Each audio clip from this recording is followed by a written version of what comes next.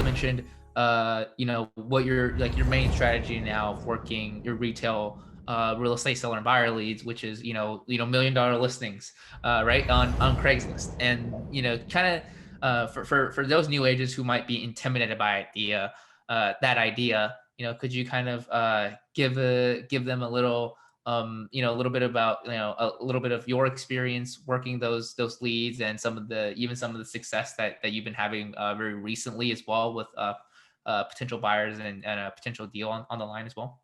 Yeah, sure. So when I first heard about this, I was kind of like, there's no way, like I'm brand new. There's no Right. way I could sell $1 million house. No way, like I know nothing. So I was like, but then when I realized, like it takes just as much effort to sell $1 million house than it does a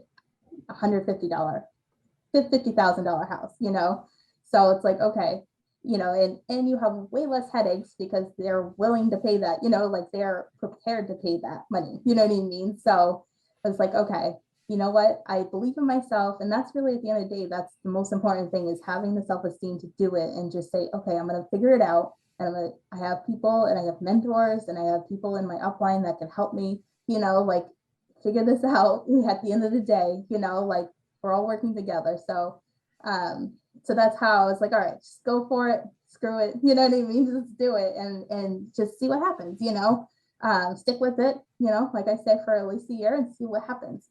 So I've been working on this one house. So I started, okay, small, somewhere in my, I started with $1 million house listings in my town. So I'm like, okay, I know this area really well. So at least I could offer value, to someone who is in the area, you know what I mean, or wants to know about the area because I live in it, So I started with a property that is being sold for over $1 million. It was actually, I think it was originally listed for like 1.6 million, and now it's down to a little under to a little over $1 million. So it's come down a lot. And it's been on the when I started actually targeting this one, I think it had been on the market for over a year.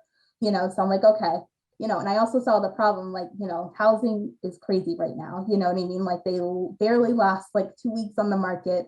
Let's look at the ones that are staying on the market for a lot longer, you know what I mean? And so that's why I was like, okay, this might actually be a good strategy, to find a buyer, you know what I mean, that for these properties that are not moving, like, and why aren't they moving, and figuring that out. So I did the research, I did look into it. I actually went and met the listing agent, who doesn't belong to my brokerage as well. So it was completely new. I walked through it. I learned as much as I could about this property. And, so I just kept at it. And my husband was working for someone who just purchased another property down the road. And then actually was for a wedding venue. And they were very interested. They somehow, the conversation came up that oh yeah, my wife's trying to sell $1 million house down the road, and I was like, so he got her on the phone with me, which was another tactic that is, is really good, that train your sphere of influence, how to like give you the leads, you know what I mean? So he actually got her on the phone with me, and we set up an appointment to see the house. So we're actually working on putting together an offer on the house. So hopefully things go well, and, fingers crossed. But that's kind of, and I met the buyers, and the buyer are like totally normal. Yeah, they're not like what you imagine in Hollywood, you know what I mean? All hoity-toity, like they're like everyday millionaires, like just like, just as what investors as well, you know what I mean? They're like 10 years down the road where I want to be, you know what I mean? So it's, just getting out there and meeting these people, and, learning what, just learning what their needs are. And, for them in that particular situation, their need was to find housing for people for these wedding venues.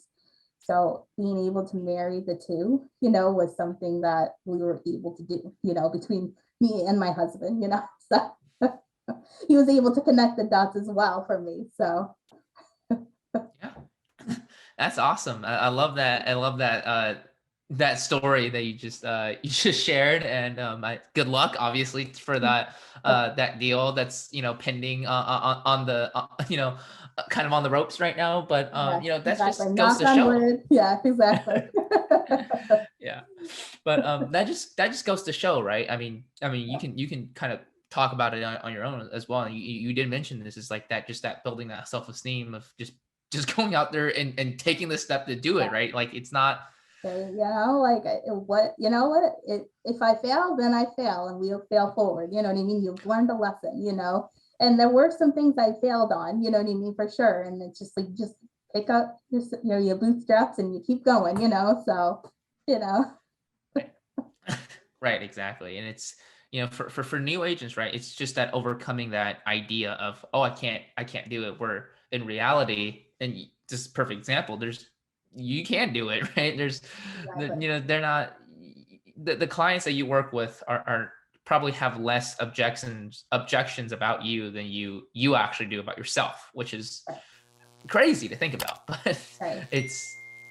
Yeah, exactly. And also just knowing that yes, you don't know all the answers, and that's okay. You if you have the people and support system that you have, then you can find these answers out. And like at the end of the day, like you just have to believe that it will get done.